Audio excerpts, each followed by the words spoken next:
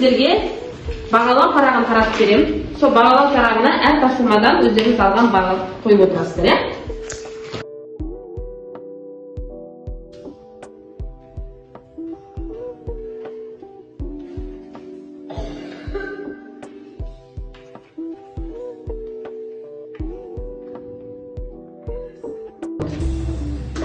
Сабақты бастамас бұрын балалар, мен сіздерге бір аңыз айтып берейін. Баяғыда бәрін білетін, білгіш, дана, өнегей адамға бір қарапайым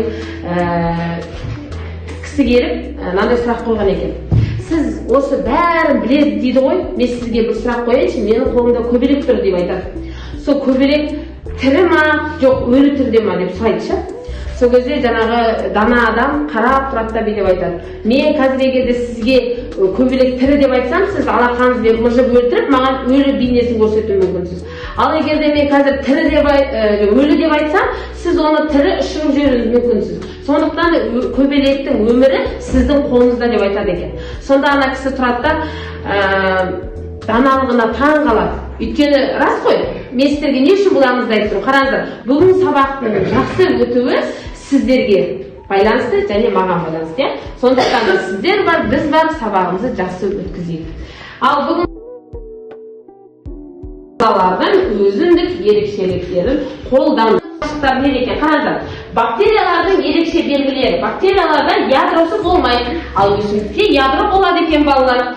Вакуоль бактерияда жоқ, өз талшығы бар, екеуінде де қозғалыс талшығы бар екен. Одан кейін ең соңғы не болады? Және бактерия жасушасында бар екен. Келесі қараңыздар, өсімдіктер мен жануардың жасушасын салыстырдық. Қараңыздар, бірінші суретте бізде жануар жасуша құрылысы көрсетілген, екінші суретте өсімдіктің жасуша құрылысы көрсетілген екен балалар. Екеуінің айырмашылықтары неде? Қараңыздар, жануарларда мұқият қарап аламыз, осыған байланысты тапсырма орындаймыздар. Жануарларда жасуша қабықшасы бар, цитоплазма бар, ядро бар, рибосомалары бар екен, иә балалар? Содан кейін ядрошық бар екен, цитоплазма, нарауыз, көмірсу, май тәрізді заттар бар екен. Ал өсімдікте балалар цитоплазма, вакуоль, ядро, пластиттер, қабықша. Енді осы жерде сұрақ сіздерге, цитоплазма деген не балалар? Осы күнге өттік қой, цитоплазма деген не? Көбею, тыныс алу. Жақсы, керемет, айта ғой. Алмасу, көбею. Тыныс алуы. Жақсы, керемет, қараңыздар енді. Ары қарай, тірі ағзалардың қоректеуінің типіне қарай автотрофтар және гетеротрофтар деп бөлінеді екен балалар. Бұны сіздер білесіз. Организмдер жаңағы қоршалған ортадағы биорганикалық заттардың органикалық заттарды жасап шығаратын ағзалар.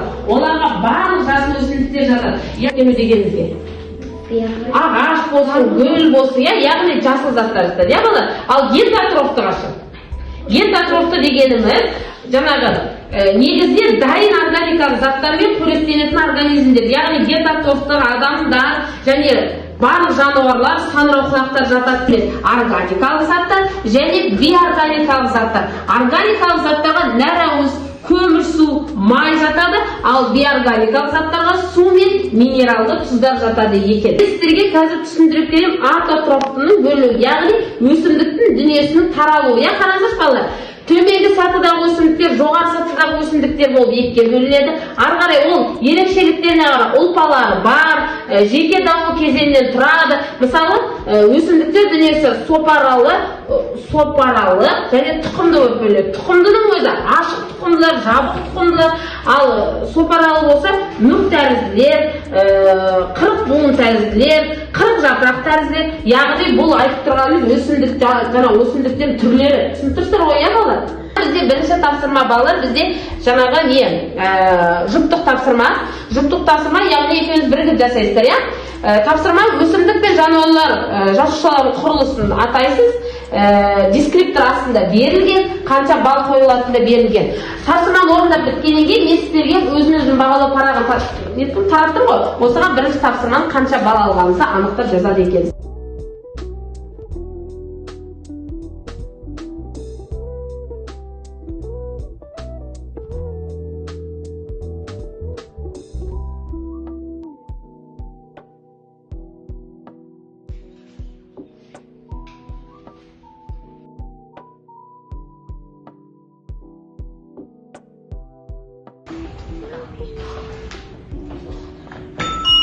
Al жақсы балалар, уақыт бітті.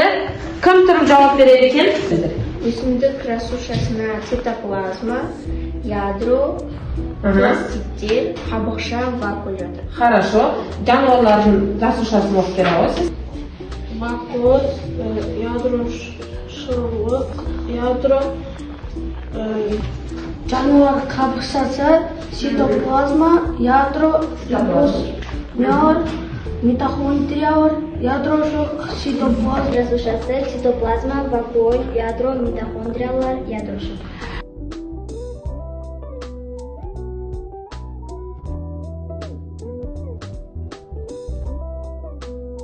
Тапсырма бізде топтық жұмыс.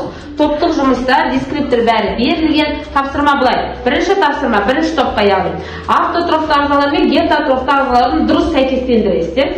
Ал екінші топтың тапсырмасы гетеротрофты ағзалар қандай топқа бөлінеді. Астында қадамы дескрипторы берілген балалар.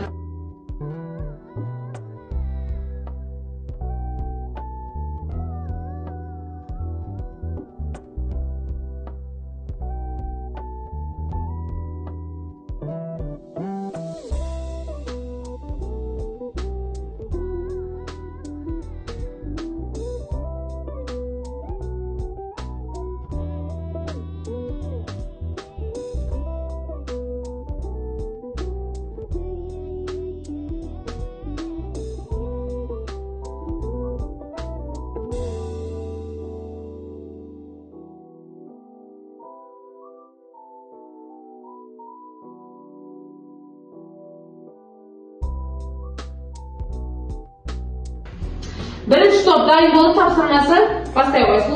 Екінші тапсырма автотрофты ағзалар мен гетеротрофты ағзаларды дұрыс сәйкестендіріңіздер. Жақсы. Автотрофты дегеніміз органикалық заттарды органикалық заттарға айналдырады. Оларға өсімдіктердің барлықтары жатады. Мысалы, бидай, жусан, гүл, ағаш, ромашка, күнбағыс. Гетеротроф дегеніміз дайын органикалық заттармен қоректенетін организмдер болған, мысалы адам, саңырауқұлақтар немесе жануарлар. Жақсы. Жақсы. Болды. Адам.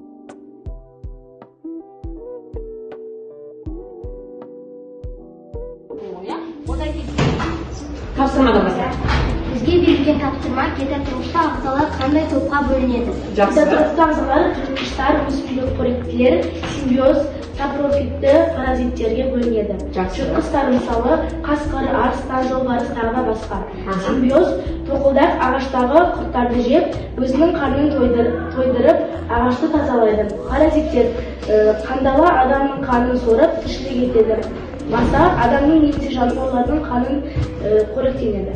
Жақсы. Өсімдік қоректілерге қоян, сиыр, жылқы, ешкі, түйе, бұғы, еліктер жатады. Сапрофиттілерге мысалы саңырауқұлақтар, бактериялар, процестер. Жақсы. Түсінікті ғой балалар?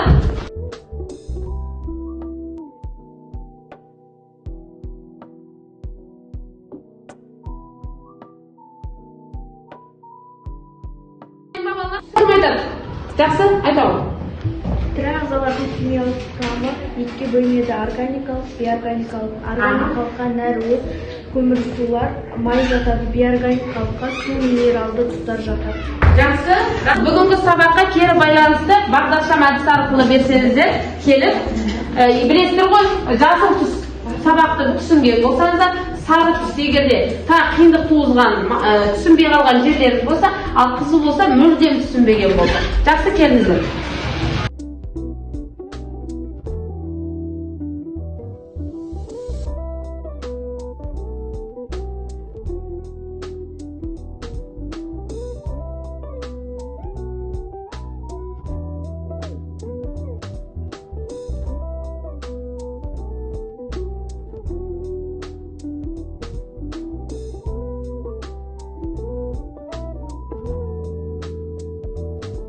Тапсырма параграф 55 тірі организмнен алуан түрлілігі және де 160-ші беттегі тапсырмалар, яғни өсімдік пен жануарлар құрылымының ұқсастықтары мен айырмашылықтарын жазыңдар. Ұқсастығы мен айырмашылығын дәптеңдер. Түсінікті ғой, иә? Жақсы, сау болыңыз.